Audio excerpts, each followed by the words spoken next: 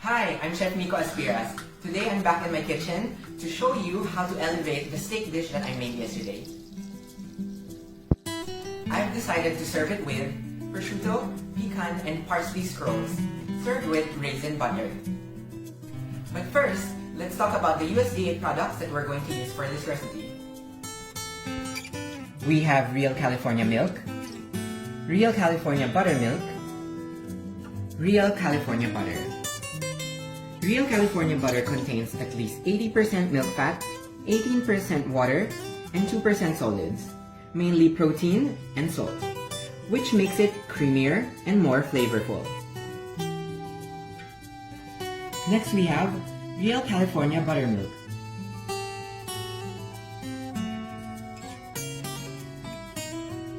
Real California buttermilk is made from non-fat or low-fat milk cultured with lactic acid bacteria. Cultured buttermilk is low in fat and calories but maintains its characteristic of tangy flavor and creamy texture. Alternatively, if you can't find buttermilk, you can always use a cup of real California milk and mix it with a tablespoon of vinegar.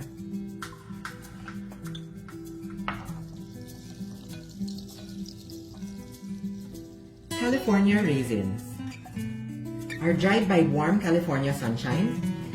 They are naturally sweet without additional sugar. It has concentrated nutrients and are fat and cholesterol free.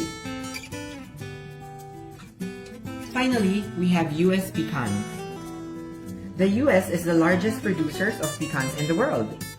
Pecans are packed with 19 vitamins, antioxidants, minerals, and heart-healthy fats. These ingredients are available in all leading groceries and specialty gourmet stores. For the dough, we need 2 1/4 teaspoon packaged dry yeast, 1 cup real California buttermilk, 1/4 cup granulated sugar, ½ cup real California unsalted butter, 1 tablespoon salt, ½ cup of toasted US pecans, chopped, 1 tablespoon chopped parsley, 3 large eggs slightly beaten, 2 teaspoons lemon zest, 4½ cups USDA white all-purpose flour. For the filling, we need USDA organic prosciutto, ½ cup light brown sugar, 4 grams salt flakes, and 7 tablespoons of real California unsalted butter. For the California raisin butter, we need 150 grams of real California milk unsalted butter, 75 grams California raisins, 50 ml of hot water. To make the dough, warm the buttermilk up to 100 degrees Celsius. Continue to stir to make sure that the temperature is even.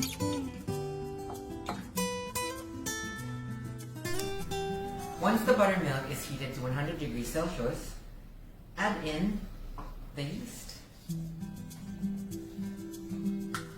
and also a tablespoon of the sugar.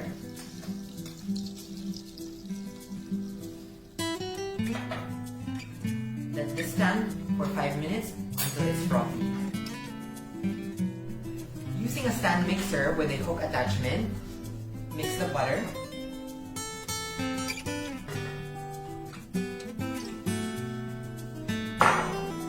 the rest of the sugar, and the salt together on low speed until it's creamed.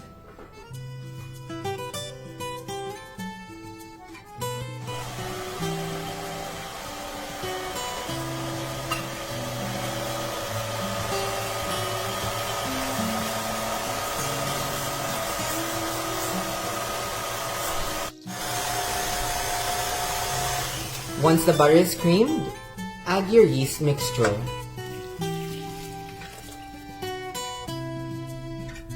And continue to mix. Now add the eggs.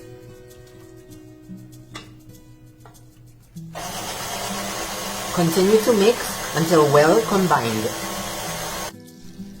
With the mixer on low speed, add 4 cups of flour.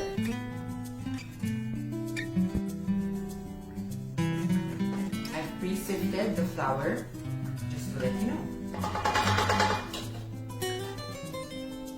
So I'm adding again 4 cups of flour. There's going to be a little bit of the flour left after you add this. And so this is the 4th one.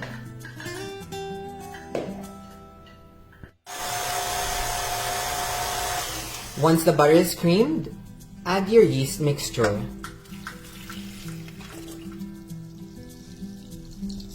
And continue to mix. Now add the eggs.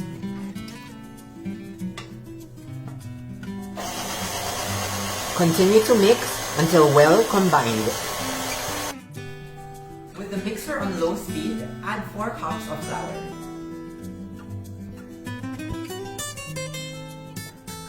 I've pre-sifted the flour, just to let you know. So I'm adding again 4 cups of flour. There's going to be a little bit of the flour left after you add this. And so this is the 4th one.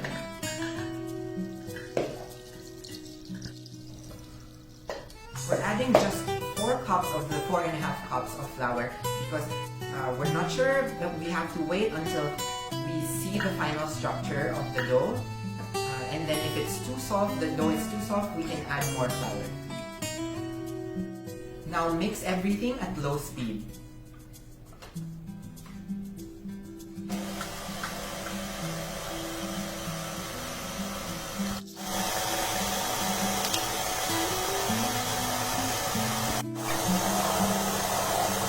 Now you can tell that the dough is perfectly fine. We don't need to add the rest of the flour.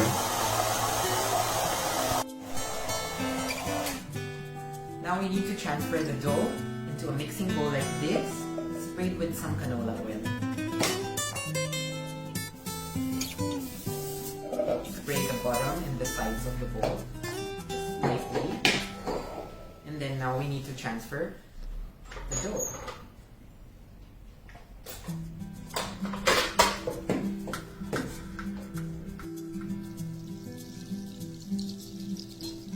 This is such a beautiful dough.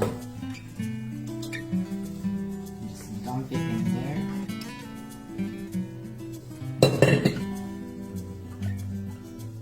Got all the colors, they're beautiful, delicious.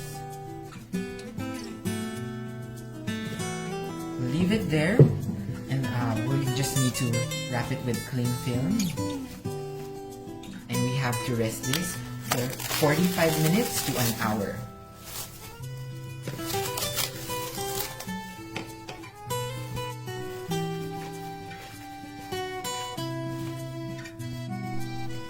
As a professional chef, I love learning about my ingredients, where they're coming from, how they are produced, how they are manufactured, because ultimately, I want to be able to use the best ingredients I could possibly find, like USDA products.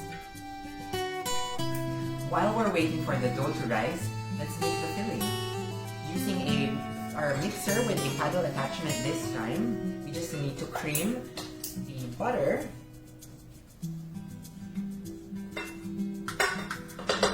and the brown sugar together.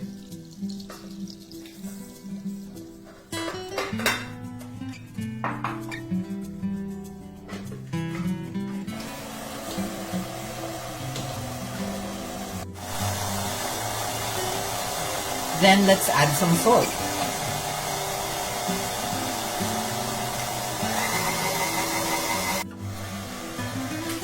Now the mixture is done. It's that easy to make. You just have to transfer it in a bowl. creamy it is. Just transfer it in a bowl that you can put inside the chiller, or if you want, you can just store it in room temperature until we're ready to spread it on top of the dough.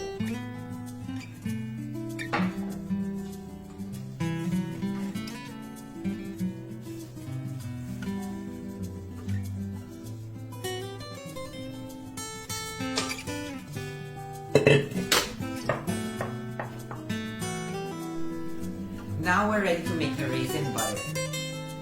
I've already heated up our water here to the point that it's almost boiling.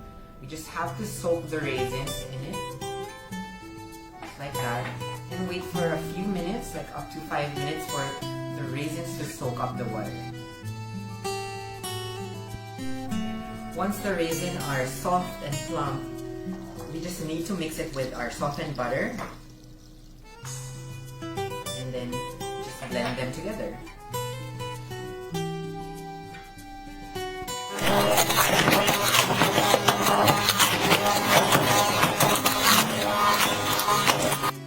That's it. The raisins and the butter is well incorporated. The raisins are still chunky, but it's pureed in a way that it's the texture is there. That's done. We just have to put it in a small container or in a serving bowl, and we just have to wait until you're ready to serve. After an hour, the dough should have risen already and doubled its size. Now we're ready to roll it out. We just need a flat space working area, just like this. It's a marble table, or you can work in a wood table or a stainless steel table. You have to clean it, and then we just need to dust it with some flour so that the dough won't stick.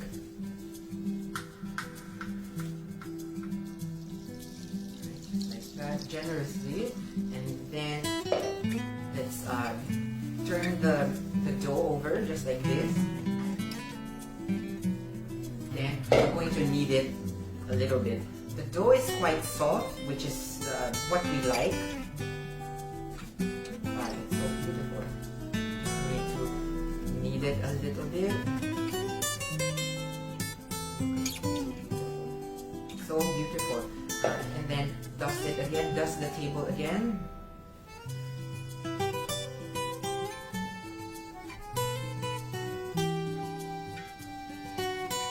Then you just have to make like some sort of a round shape, and then what we'll do is we're going to somehow turn it into a rectangular shape. So let's start doing that. With the curves of your hand, you can easily do that. Then once again, let's dust the table. And then we're rolling this out approximately 12 inches by 16 inches rectangular shape. You can of course roll it out thinner if you want a smaller size scroll.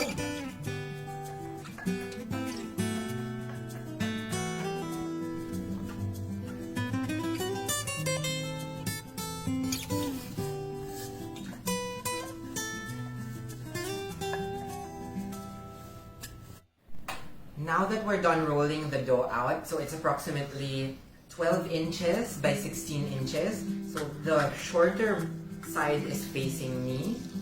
We're now ready to spread the filling that we made earlier, which is a combination of butter and brown sugar. So let's just start on one side.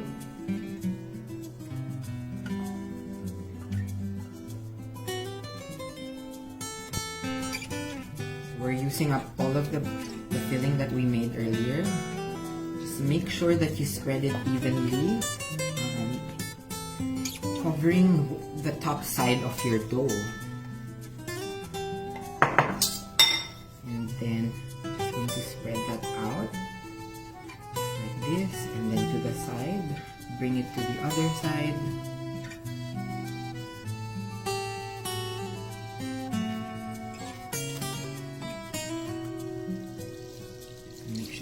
make sure that you cover or you spread the filling on top very thinly. This adds flavor to your dough, and also the sugar will caramelize and it will create this beautiful scroll. It's like a cinnamon roll, but it's savory. So that's it. We're now ready to put the most delicious part. We're using USDA organic prosciutto. So we just need to put it inside, in the middle, right in the middle of the dough. We have approximately 7 slices here that we're going to divide evenly inside. We're going to spread it out. Actually, I have 8, so that's perfect.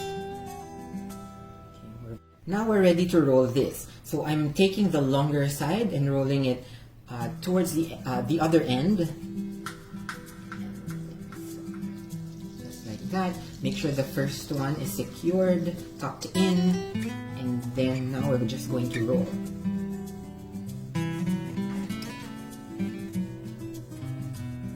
So the way I'm rolling this is I don't roll it on only one side. I roll it towards the length of the scroll so that it rolls out evenly. Now that we're finished rolling the scrolls, we just need to prepare the baking wares. So I have here some cut up baking paper. I cut it up into squares. And then I have here some 5-inch cake rings. I have 3 pieces. You can always use cupcake pans or muffin pans for this one, but I just like this shape because it's the perfect shape of what we're going for. So we just need to put the baking paper here, and that's lining the rings.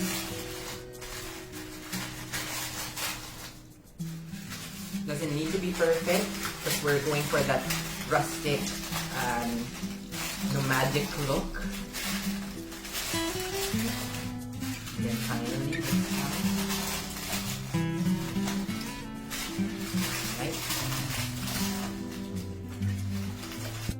Alright, so we just need, all we have to do is to cut the dough and the scrolls. So I have here a very sharp chef's knife, and we're just going to cut through this. Approximately 12 pieces, 10 pieces. Right. So we're just going to trim the sides off, the uneven parts.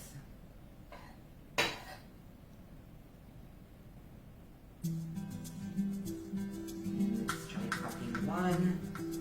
It's important for you to use a really sharp knife.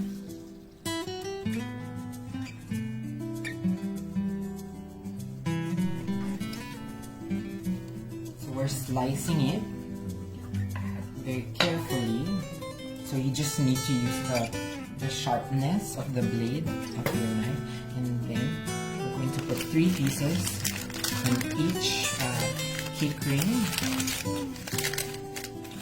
Like that.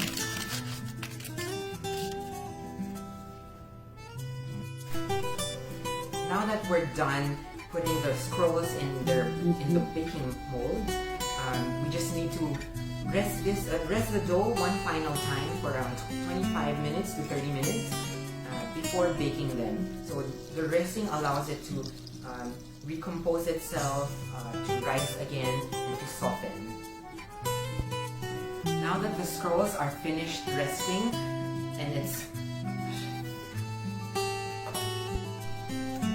now that we're finished proofing, we're ready to bake this in a 160-degree oven for 30 minutes. Baking something really exciting and special for this weekend. I can't wait for you all to see it. So stay tuned.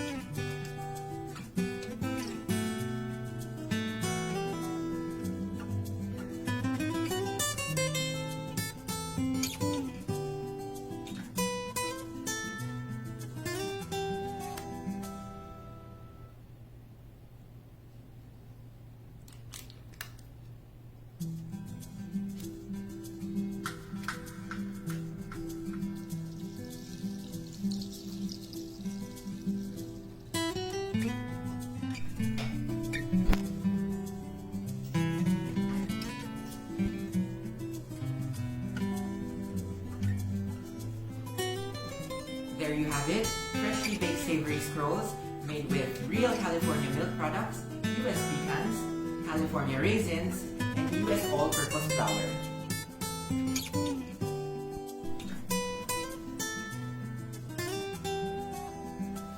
That's it for this series. Thank you for watching. I hope I inspired you to start cooking and baking. Until next time.